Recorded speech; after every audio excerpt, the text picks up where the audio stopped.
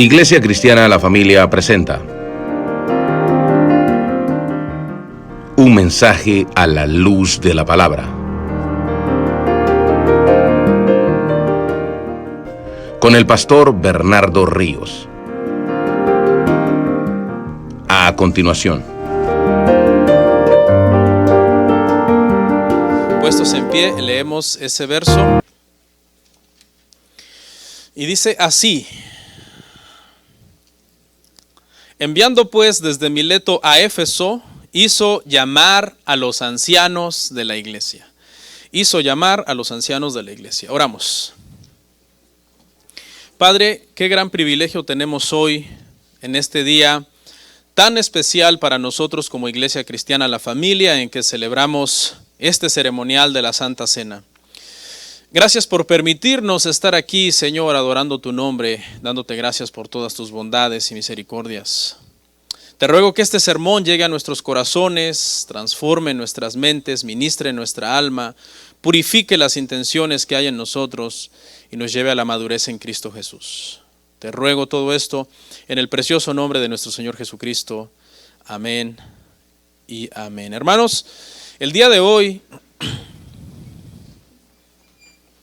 vamos a hablar bajo el tema Instrucciones para los ancianos de la iglesia. Instrucciones para los ancianos de la iglesia. La semana pasada comenzamos este capítulo 20, hermano, que es uno de los capítulos más interesantes, diría yo, en lo que respecta a temas de la iglesia. Dijimos, hermano, que el tercer viaje misionero del apóstol Pablo llegaba a su finalización y él se despidió de los hermanos en Éfeso y se dispuso para volver a Jerusalén, pasando por una serie de lugares en el camino rumbo a Jerusalén. El día de hoy, hermanos, vamos a terminar este capítulo, vamos a llegar hasta el versículo 38, si el Señor así lo permite. Y lo que vamos a ver el día de hoy, hermano, es las instrucciones que Pablo le dio a los ancianos de Éfeso sobre cómo cuidar la iglesia ahora que él ya se va. Es decir, en el tema pasado se despidió de los hermanos, de la iglesia en general, pero ahora manda a llamar a los hermanos a Mileto, vamos a llegar a ese verso, y entonces, hermano, les da instrucciones ya específicas a los líderes, por así decirlo. Algunos tienen conflicto con esta palabra líder, porque no aparece en la iglesia, en la Biblia, perdón. Creo que se puede usar legítimamente dándole una definición correcta, ¿no? Una definición bíblica. ¿Cuántos han escuchado, hermanos, en las redes sociales de un avivamiento que está sucediendo en una universidad en el estado de Kentucky? Me imagino que la mayor parte de ustedes, hermano, han escuchado de este suceso, pues tan popular en estos días en las noticias. Se han levantado, hermano, pues personas a opinar, no creemos que sea un avivamiento, otros a decir sí creemos que es un avivamiento. Es difícil, la verdad, dar una opinión si uno no está en el lugar, pero hay opiniones encontradas. Tengo contactos en el Facebook, digo contactos para no usar la palabra amigos, porque uno a veces dice mis amigos del Facebook y te tiran cada indirecta, que no les puedes llamar amigos.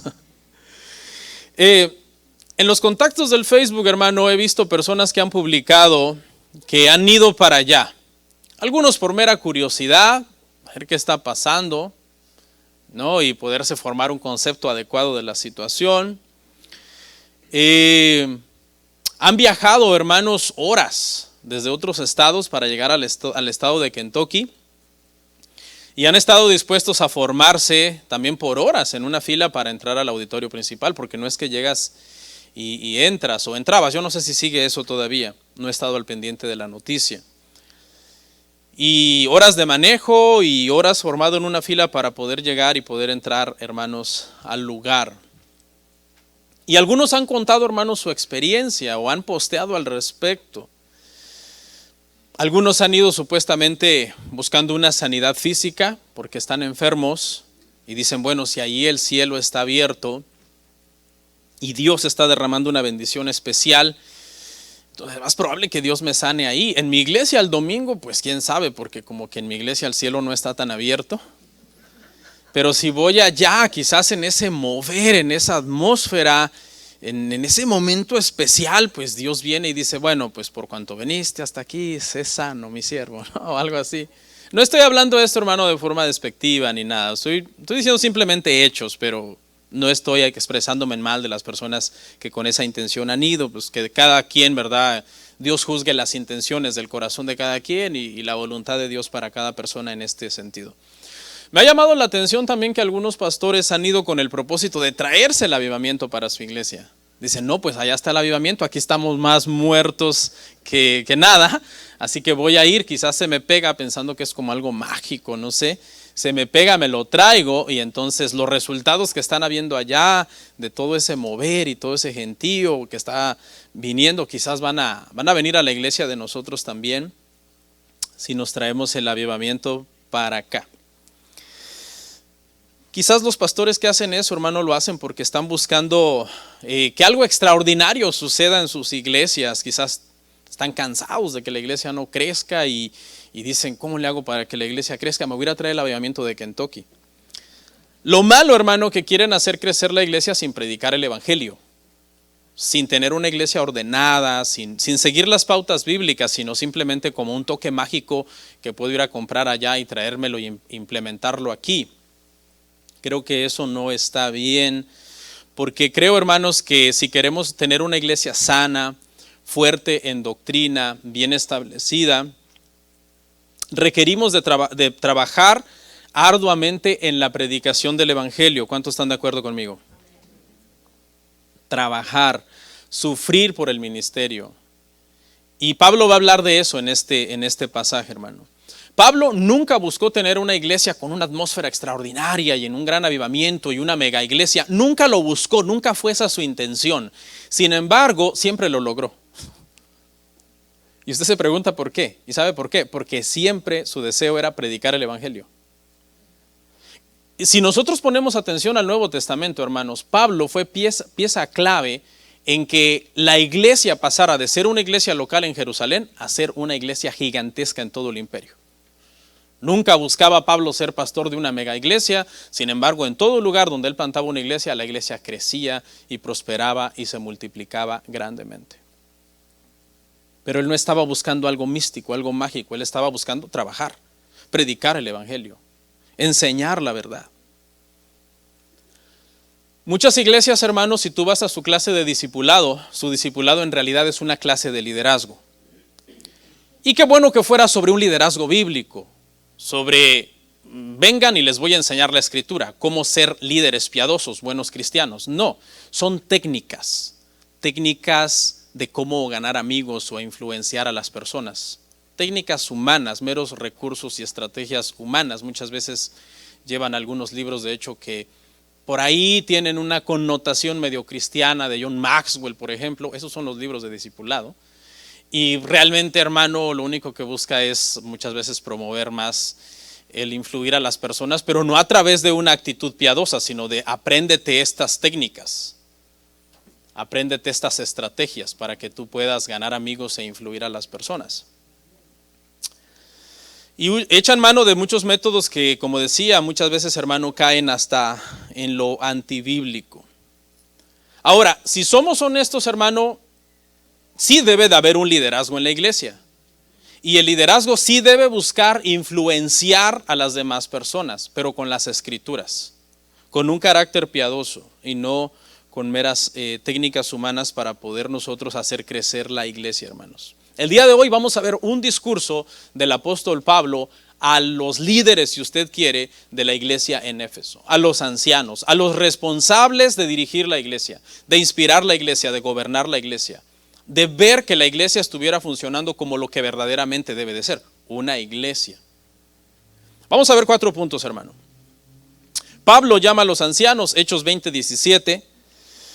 Pablo se presenta como ejemplo, Hechos 20 del 18 al 27.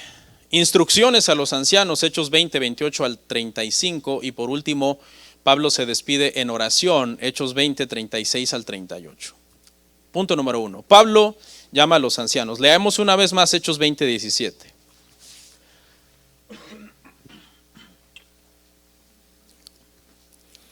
Enviando pues desde Mileto a Éfeso, hizo llamar a los ancianos de la iglesia.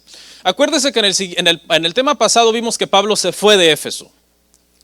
Y Pablo, hermano, tiene tanta prisa de llegar a Jerusalén que este deseo de darle instrucciones a los ancianos, él lo cumple, pero no volviendo a Éfeso, sino llamándolos a Mileto, que es una ciudad donde él estaba. Y voy a hablar bastante de los ancianos, de hecho de eso trata todo el tema el día de hoy. Usted sabe que nosotros tenemos un cuerpo de ancianos dentro de la iglesia. Y algunas cosas quizás se las voy a decir aquí a los hermanos, tenemos que hacer esto y ser así porque la Biblia lo manda. Pero algunas otras cosas pues obviamente son universales y aplican a todos los ancianos de las iglesias locales en diferentes lugares. La palabra, hermano, ancianos, es la palabra griega presbúteros, y aunque puede referirse a edad, en el sentido en que se refiere aquí, se refiere a madurez espiritual. Por lo general, presbútero era una palabra, o presbíteros, tiene varias variantes.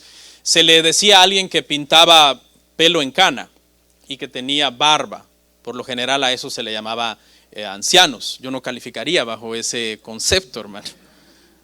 Los que tienen barba no se preocupen, tiene que tener canas también, muchas, para que ya eran considerados en aquel entonces bajo ese concepto ancianos ya de edad.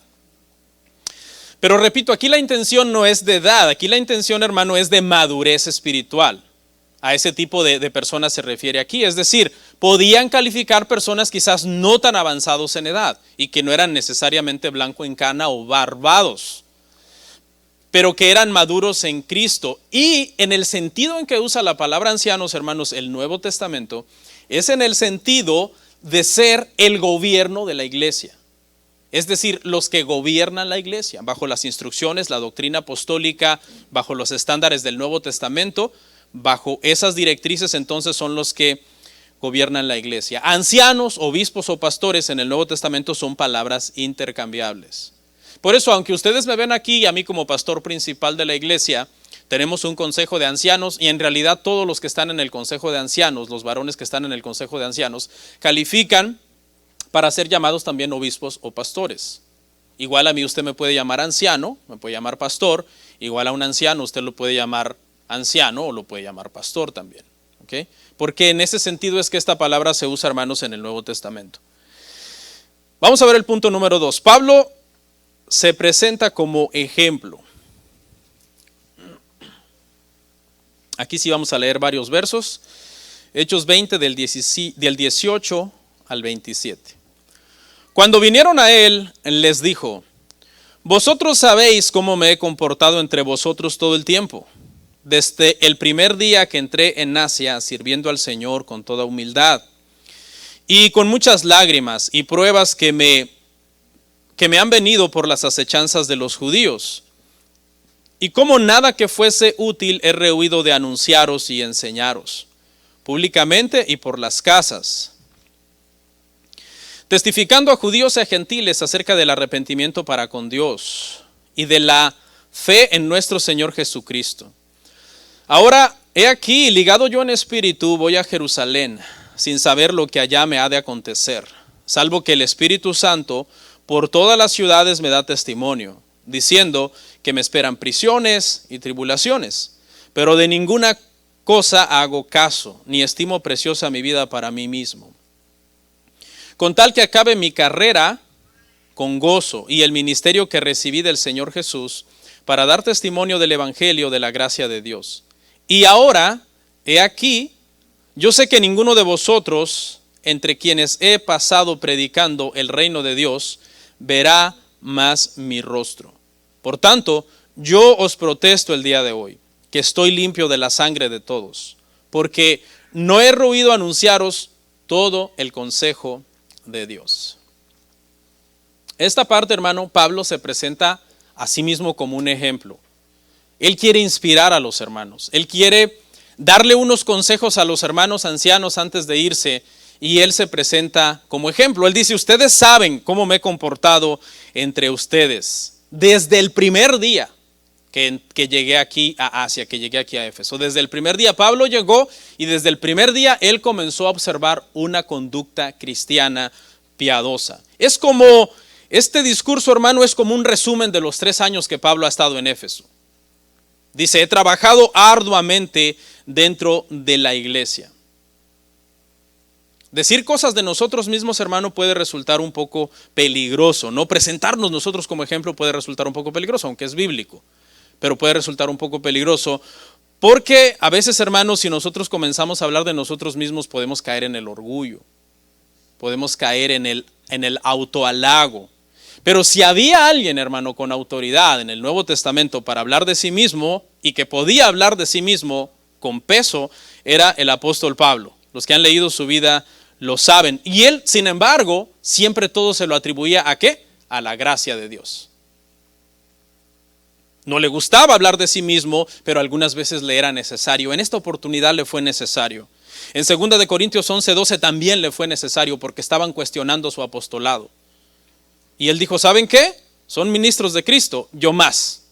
Y suena un poco arrogante, ¿va?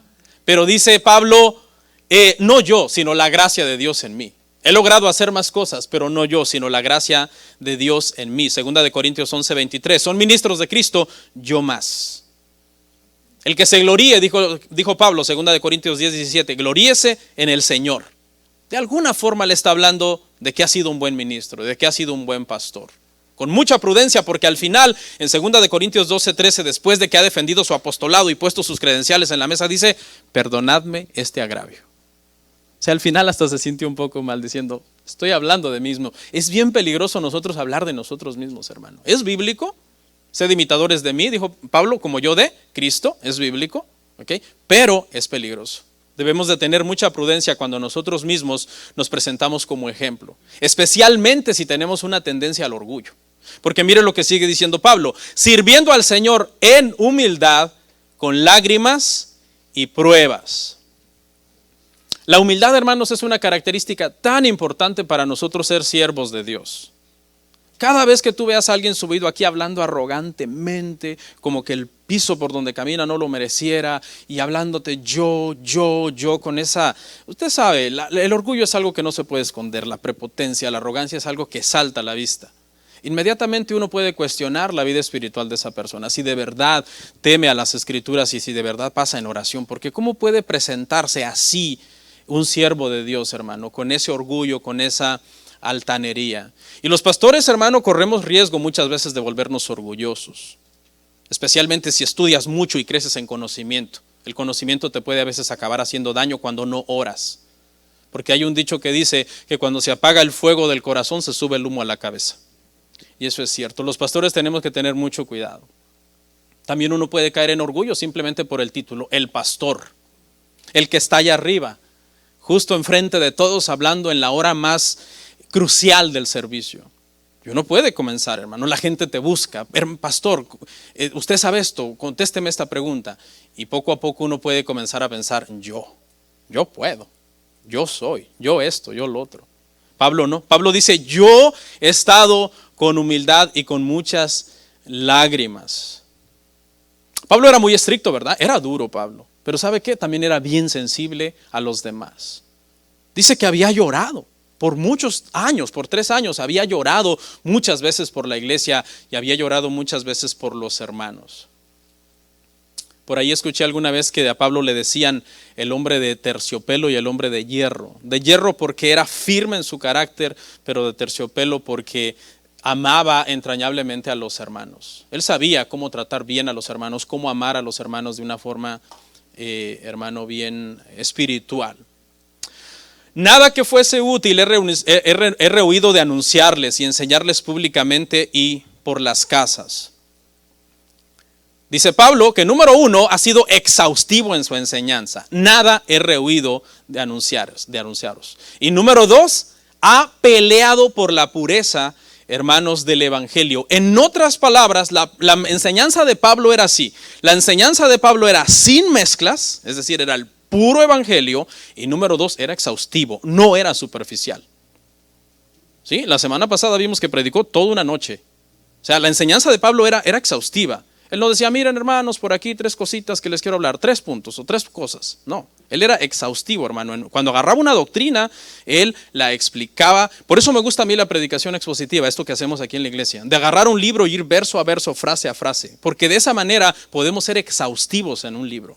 No dejamos cabos sueltos, vamos avanzando palabra por palabra y explicando algunas cosas que, como dijo Pedro, son difíciles. Y que los indoctos e inconstantes tuercen, como también las otras escrituras, para su propia perdición. A mí me encanta la predicación expositiva. Es la mejor forma de aprender las escrituras, detallada y sistemáticamente. Y no mezclaba,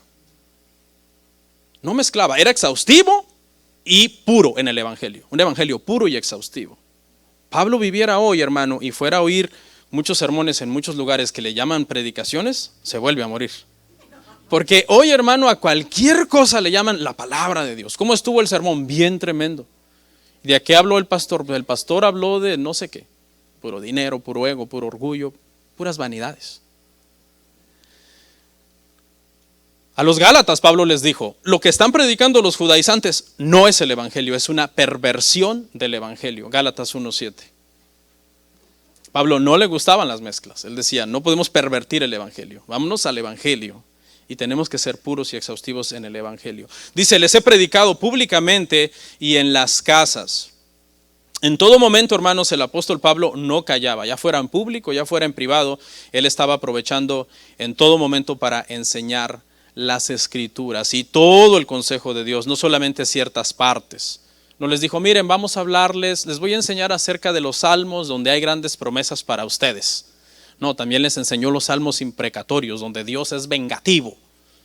Y Dios dice, estoy airado con el impío todos los días. O sea, porque hay veces que hay partes de la escritura que nos gustan, ¿verdad? Y otras decimos, no, esto no. Pero realmente Pablo dice, no, yo no he oído anunciar es todo el consejo de Dios. Testificando a judíos y a gentiles acerca del arrepentimiento con Dios y de la fe de nuestro Señor Jesucristo. Los llamaba al arrepentimiento, un mensaje impopular en estos días. Pablo sería un predicador muy impopular en estos días. ¿Te imaginas que tú llegues a la iglesia y te diga, arrepiéntete? ¿De qué? Si yo lo que vengo es buscando amor y apapacho. Arrepiéntete de tus pecados, pecador. ¿Y tú cómo sabes que soy pecador? Todos somos pecadores. Después, hermano, que se cerró el canon del Antiguo Testamento, hubo 400 años de silencio. ¿Y sabe usted cómo se rompió el silencio? Lucas 3:7. Salió Juan el Bautista del desierto y dijo, ¿quién los enseñó a huir de la ira venidera, generación de víboras? Así se rompió el silencio de 400 años. Tremendo. Es un mensaje, hermano, necesario, porque la palabra metanoia, griego para arrepentimiento, es un cambio de mente que genera un cambio de actitud. Eso es lo que significa en su raíz etimológica la palabra. Es decir, el evangelio cambia tu forma de pensar y luego, para comprobar que ese arrepentimiento es genuino, se refleja en un cambio de actitud. Muchos cambian de forma de pensar cuando escuchan el evangelio, pero siguen viviendo como paganos. Y eso no es ser cristiano. Mucha gente conoce el evangelio. Hablas con ellos y en su mente ha habido un cambio por medio de escuchar el evangelio, pero no en su vida. No en cómo viven, no en cómo caminan con el Señor.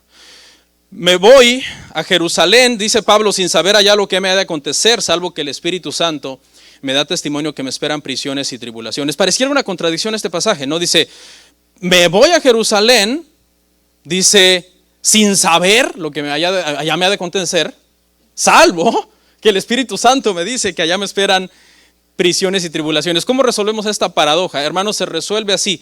Pablo sabía la revelación de Dios, pero en este caso, hermano, la revelación de Dios no era clara como el cristal, ¿sí?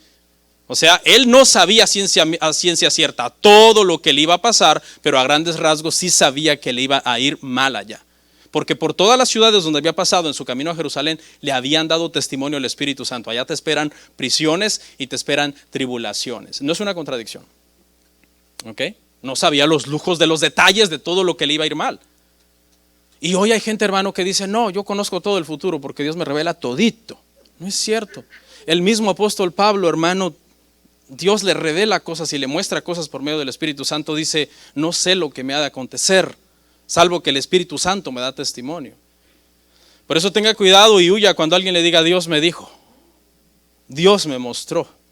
Hermano, lo soñé y recibí instrucciones de parte de Dios para usted. Huya por su vida.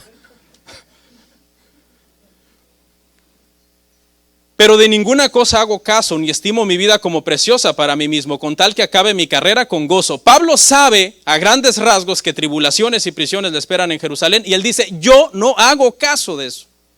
No hago caso de eso. ¿Por qué? Porque yo no estimo mi vida como preciosa. Por eso cuando ya llega el momento en que va a ser sacrificado, él dice, yo estoy para ser derramado ya como libación. Porque él estaba dispuesto a entregar su vida en sacrificio al Señor. Él tiene gozo. Le hablan de sufrimiento y él habla de gozo. Le hablan del sufrimiento que le viene y él habla del gozo que él tiene. Porque con tal de hacer la voluntad de Dios, él dice, si allá mi vida corre peligro, pero allá es donde Dios me quiere, allá es donde yo voy a estar.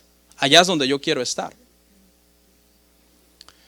Jim Elliot, un misionero estadounidense, dijo, no busco una larga vida, sino una llena de ti, Señor. Pocos años después de escribir eso, murió atravesado por una lanza en Ecuador, cuando fue a predicarle a los Aucas y los salvajes lo atacaron y los mataron a punta de lanza. Hay un libro, de hecho, que se llama así. Y Pablo parece que este pensamiento de Jim Elliot, que es un pensamiento moderno comparado con Pablo, que lo dijo hace 2000 años, es exactamente lo mismo. No busco una larga vida, busco una vida llena de ti. No verán más mi rostro, por tanto os protesto que estoy limpio de la sangre de todos, porque no he rehuido anunciaros todo el consejo de Dios. En otras palabras, Pablo dice, yo me voy, pero yo no soy culpable. ¿Por qué? ¿Por qué no soy culpable? De lo que ustedes vayan a hacer después de que yo me vaya, o de lo que ustedes hacen cuando yo no los veo, de lo que ustedes hacen cuando nadie los ve, yo no soy culpable de esa sangre, porque no es por falta de enseñanza. Yo he sido puro en el Evangelio y exhaustivo en el Evangelio con ustedes. Les he hablado de todo, les he enseñado de todo, para que ustedes se porten bien. Muchas veces los miembros de las iglesias, hermano, pues se portan mal, y hay gente que viene contigo y te dicen, pastor, ¿y entonces? ¿Y sus enseñanzas? Sus enseñanzas son muy puritanas y la gente es muy libertina. ¿Qué pasó, pastor? No hay congruencia. Bueno, yo estoy libre. Yo he enseñado la palabra verso a verso. Es lo que está diciendo aquí Pablo. Yo les he explicado. No he rehuido anunciaros nada que tenga que ver con la instrucción del Señor. He agarrado las escrituras y he ido escritura por escritura, libro por libro. Se imagina Pablo enseñando todo el Antiguo Testamento en Éfeso. Punto 3, hermanos. Instrucciones a los ancianos. Instrucciones a los ancianos. Hechos 20, 28 al 35. Lea conmigo ahí, hermano. Hechos 20, 28 al 35. Por tanto, mirad por vosotros y por todo el rebaño en que el Espíritu Santo os ha puesto por obispos, para apacentar la iglesia del Señor, la cual ganó por su propia sangre. Porque yo sé que después de mi partida entrarán en medio de vosotros lobos rapaces que no perdonarán al rebaño.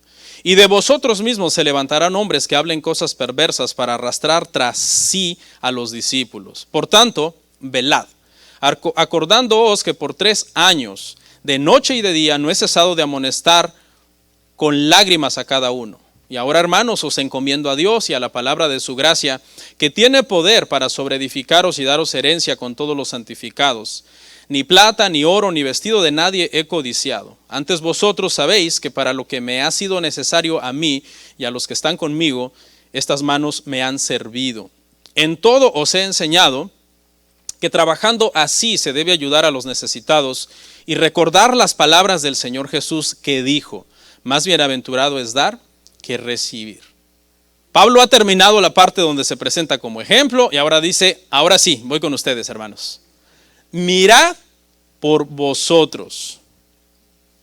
Ya dijimos que el concepto líder, la palabra líder, perdón, no está en la Biblia. La palabra líder no la encontramos en la Biblia si la buscamos. Pero la iglesia sí tiene un liderazgo. El concepto de liderazgo sí está, hermanos, dentro de la iglesia.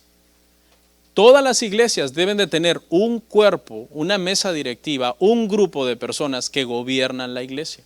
Porque si no, hermanos, las iglesias serían, hermano, una completa anarquía. Algunos tienen problemas con la palabra gobierno, o liderazgo, o sumisión, o sujeción. Y algunos es, hermano, porque han tenido malas experiencias con liderazgos abusivos, liderazgos que quizás han abusado de las personas en el pasado. Pero eso no quiere decir que el gobierno no es bíblico. Solamente que tú tuviste una mala experiencia. Pero el gobierno de la iglesia, hermanos, es bíblico. Otros meramente porque la simple palabra gobierno les da aversión.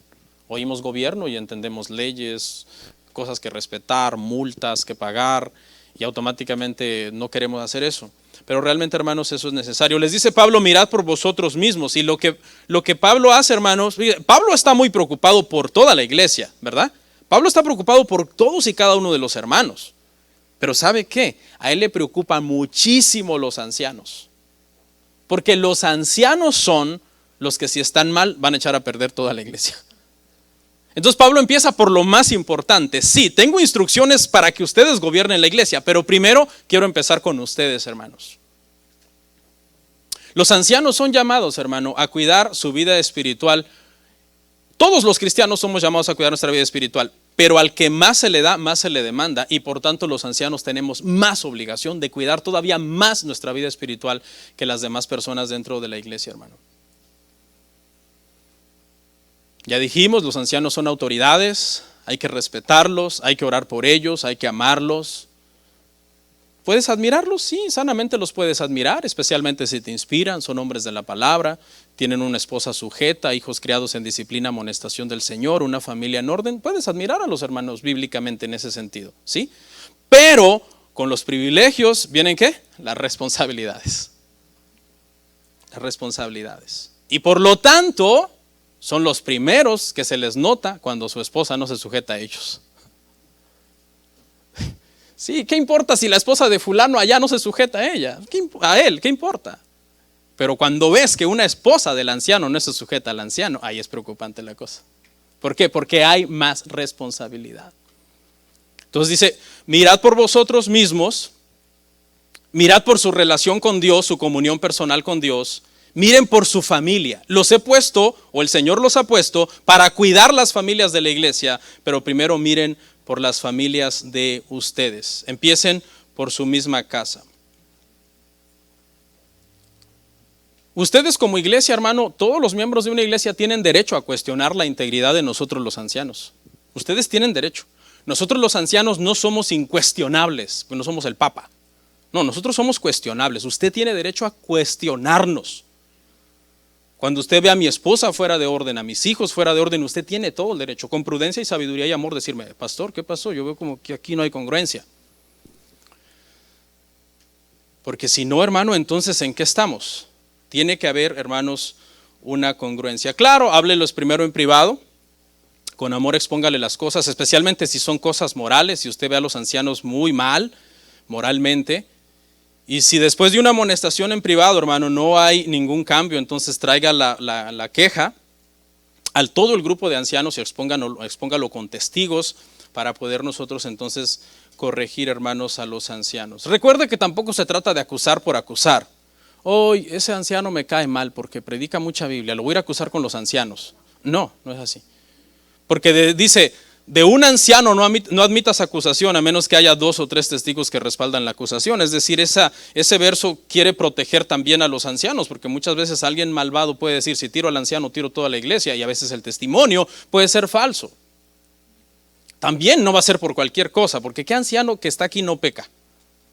Todos pecamos, ¿verdad? Las escrituras dicen claramente eso.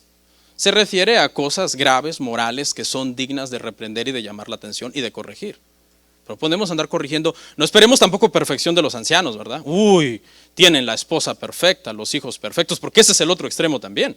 No pueden esperar perfeccionismo de nosotros, mi esposa no es perfecta, mis hijos tampoco, nuestra familia, nuestro matrimonio siguen un proceso de crecimiento, etcétera. No me van a andar acusando por todo, por cualquier cosita, ¿verdad? Que digan, ay, la hermana un día al pastor le pidió un café y no se lo hizo, es una rebelde. Quizás no me lo hizo porque estaba cansada. Y además en esta semana aprendí a hacer un café. Hermanos, comento todo esto para que haya entonces un balance, hermanos, en nosotros. Mirad por vosotros mismos. Tenemos que empezar por nosotros mismos, hermanos, como ancianos. Presentarnos como ejemplo. Pablo le dijo a Timoteo, presentándote tú como ejemplo en todo. Ejemplo en palabra, en pureza, en fe, en conducta, en amor. Y después les dice, y por todo el rebaño en que el Espíritu Santo os ha puesto por obispos. Primero le recuerda su deber personal y ahora entonces, hablemos de sus deberes para con la iglesia. ¿Ok? porque el Señor les ha puesto a ustedes como obispos por todo este rebaño. Note, hermano, aquí que no es que ellos eligieron ser obispos del rebaño, sino que es que el Espíritu Santo los había puesto como obispos dentro de la iglesia. Y les dice, para apacentar la iglesia del Señor, la cual Él ganó por su propia sangre. Una vez que tu familia está en orden, ok, ahora sí, dedícate fuertemente a la iglesia. Porque tampoco, tiene que haber un balance, ¿verdad, hermanos? Hay gente que por cuidar tanto la iglesia, puede descuidar la familia. Y hay gente que puede irse al otro extremo, mi familia es primero, y acaban descuidando la iglesia. Entonces también, hermano, o sea, todo esto requiere sabiduría y requiere, hermano, balance. ¿Por qué? Porque hay un mandato a cuidar la iglesia.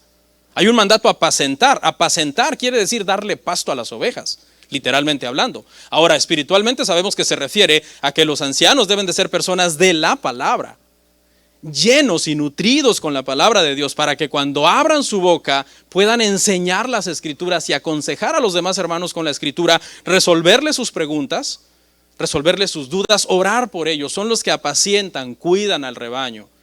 Cuando identifican que un matrimonio está mal, lo visitan, lo aconsejan, le enseñan las escrituras, lo inspiran, lo alientan, lo motivan, lo animan, lo exhortan.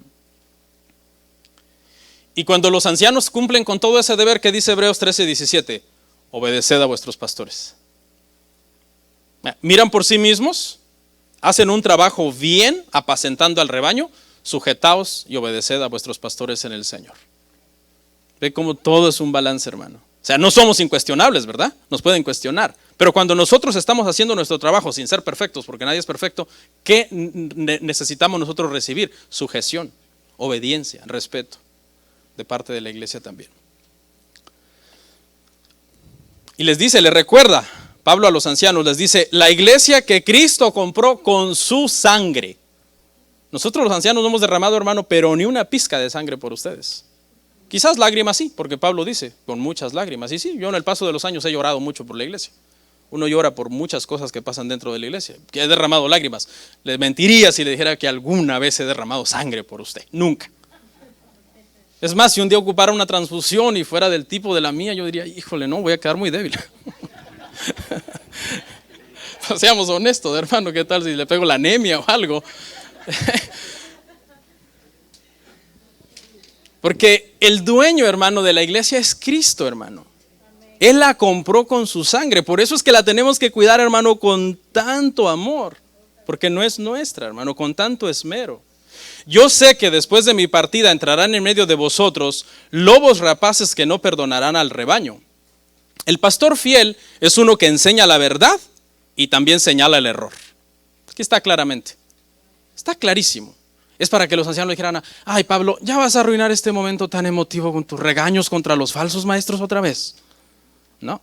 Pablo sabe que hay que enseñar la verdad, pero que hay que señalar también el error. Algo muy difícil en la era que vivimos. Vivimos en la era del relativismo cultural. Lo que para ti está mal, para mí está bien. Lo que para mí está bien, quizás para ti no necesariamente es bueno, pero para mí sí. Bajo la filosofía del no juzgar. ¿Ha oído usted eso? La Biblia dice no juzgar. Claro que la Biblia dice no juzgar cuando tú estás haciendo mal también. Pero cuando tú tienes la autoridad moral de juzgar, Juan 7:24 dice, juzgad con justo juicio. Y dice, ¿se levantarán qué? Lobos rapaces, vendrán falsos maestros. La Biblia es durísima contra los falsos maestros. En varios pasajes leyendo este tema he encontrado que los compara mucho con animales, a los falsos maestros, animales. Por ejemplo, aquí los llama lobos.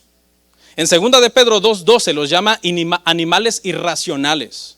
2 de Pedro 2:22 los llama perros que vuelven al vómito y puercas que vuelven al lodo. La Biblia no anda, ay no, los falsos, no juzguemos los falsos maestros. Déjalo, tú predica aquí la verdad, déjalo a él en su error. ¿A ti qué? No, el error se tiene que señalar. Todo el libro de Judas es un tratado contra los apóstatas. ¿No le gusta que le prediquen contra los falsos maestros? Quite el libro de Judas de su Biblia. Todo el libro de Gálatas es un tratado en contra de los judaizantes que pervertían el evangelio. El último sermón de Jesucristo es un sermón en contra de los falsos maestros. Pero vea, las cosas se ponen más complicadas, hermano, porque esos eran falsos maestros foráneos que iban a venir a Éfeso. Pero habían unos que eran más peligrosos, los que se iban a levantar dentro de la misma iglesia. Y de vosotros mismos también se levantarán hombres que hablen cosas perversas para arrastrar tras sí a los discípulos. Es decir, lamentablemente unos de estos ancianos con los que Pablo estaba hablando, hermanos, se iban a desviar. Y era muy peligroso. Dice que iban a arrastrar a los discípulos. Volviendo a la imagen de los lobos rapaces, el lobo rapaz agarra una oveja y se la lleva arrastrada. Y esos iban a ser fáciles de identificar porque venían de afuera. Pero estos otros lobos rapaces de dentro eran más peligrosos porque ya tenían una cierta reputación dentro de la iglesia, un cierto respeto dentro de la iglesia, un cierto grupo de gente que ya los admiraba dentro de la iglesia, que ya eran sus amigos, que ya los seguían desde hace un tiempo. Y la acción iba a ser igual como la de un lobo, agarrarlos del cuello y arrastrarlos a una herejía. Ojalá y nunca nos pase, ¿no? Pero se imagina qué tremendo impacto sería que uno de nuestros ancianos un día diga: me vuelvo unicitario. Ya no creo en la Trinidad. Hermano, no te va a tener que sacar el látigo, porque los pastores cargaban su vara, su callado, llevarlo a la oficina. A ver, hermano, ¿cómo que usted no cree en la Trinidad? O se corrige o se va. ¿Sí o no? La Biblia es clara en eso, hermano. Hay doctrinas no negociables, hermano. Pero ¿qué pasa si en eso ya varios hermanos se han estado reuniendo con él en su casa desde hace días a tomar café y ya les he ido metiendo poco a poco que la Trinidad es ilógica? Pues nos toca cortar de raíz, hermano, él y con todos sus seguidores, vámonos. Porque eso hermano, vea la acción, dice que los arrastrarán a los hermanos. Pero eso iba a pasar en Éfeso, ojalá y no nos pase aquí. ¿Verdad? Los hermanos se cuidan, estudian, leen la Biblia. Yo siempre les digo, hermanos, oren, oren. Yo les he dicho a los ancianos que hay 3 tipos de oración que tienen que hacer: privada, con su esposa, solas, y con sus hijos en familia en general. Yo no sé si lo hacen, no me consta, ¿no? Creo que sí, porque los veo ahí firmes en el Señor después de muchos años. Pero a solas tú, con tu esposa orando juntos y con tu familia, enseñándole las escrituras. Para que no nos salgan después un día que los mismos hijos de los ancianos son, pues no tienen que ser perfectos, pero que son los peores ejemplos de la iglesia. Tampoco ese extremo es otro extremo nocivo, hermano, para la iglesia. Por tanto, velad, acordándoos que por 3 años, noche y día, no he cesado de amonestarlos con lágrimas. Pablo los manda a estar atentos. Hermanos, van a venir lobos rapaces. De dentro de ustedes algunos se van a desviar. Estén atentos. La palabra velad significa estar siempre cuidando tu comunión con Dios. Velando espiritualmente habla de no descuidar las escrituras, de no descuidar la oración, de no descuidar el congregarse, de no descuidar nuestra vida. El dar cuentas también, hermano, a las personas, el darnos cuentas. El orar unos por otros. El corregirnos unos a otros. Pablo dice: yo les he predicado en público, en las casas, de noche, de día, con palabras, con lágrimas. ¿Qué más pueden decir? Cuídense ustedes. Velad, estén atentos. Y los encomiendo, hermanos, a Dios, dice Pablo. Yo me voy, yo los encomiendo a Dios, porque el pastor no te puede cuidar 24 horas.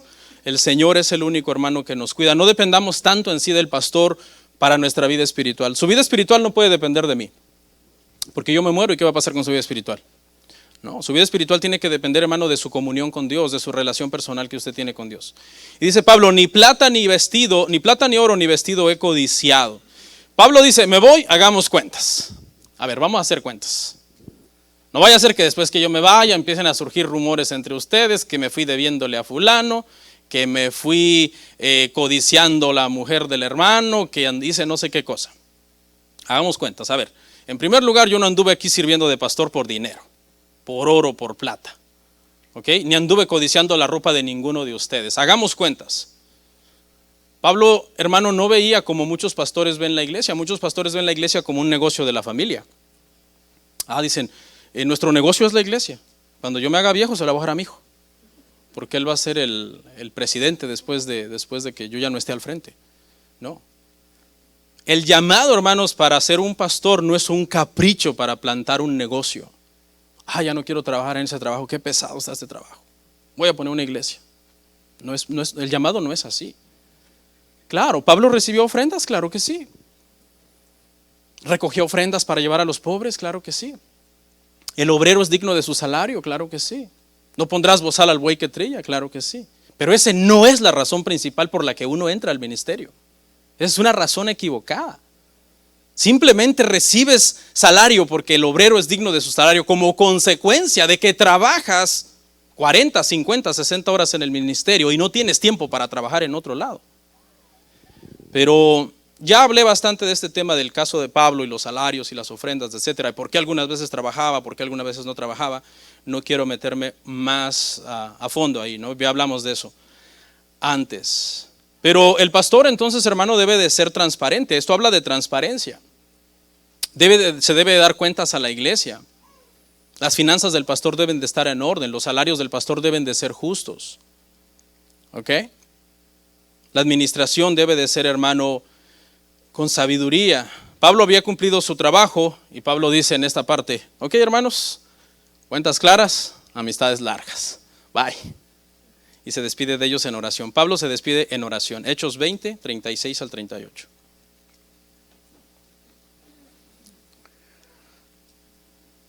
Cuando hubo dicho estas cosas, se puso de rodillas y oró con todos ellos. Entonces hubo gran llanto de todos y echándose al cuello, de Pablo le besaban, doliéndose en gran manera por la palabra que dijo, de que no verían más su rostro. Y le acompañaron al barco. Una escena hermosa, ¿no? Lágrimas, besos, abrazos, una reunión en oración. Me gusta mucho cuando las familias todo lo hacen en oración. Se suben al carro, oremos para salir. Vamos a ir de vacaciones, oremos para salir. Vamos a dormirnos, oremos para dormir. Okay. Vamos a comer, oremos para comer. Me encanta cuando una familia es así. Alguien los llamaría espiritualoides, religiosos, exagerados. A mí me encanta eso. Siento como que es pedirle a Dios en todo momento, ayúdame, guíame. Y Pablo dice, nos despedimos en oración, hermanos, ya me voy, nos despedimos en oración. Y es muy emotivo todo lo que está pasando, hermano. Pablo va a volver a ver a estos hermanos en el cielo. Pero el hecho, hermano, de que muchas veces vamos a ver a mucha gente en el cielo no significa que las despedidas no puedan ser muy dolorosas en la tierra. A veces nos despedimos de personas en la tierra y las despedidas son bien dolorosas en la tierra también, hermanos. Y por último, lo que me gustó fue de que se dolieron en gran manera. No porque los había regañado. No, porque no verían más su rostro. Amaban a Pablo. Pablo amaba a la iglesia amaba a Pablo. Oramos.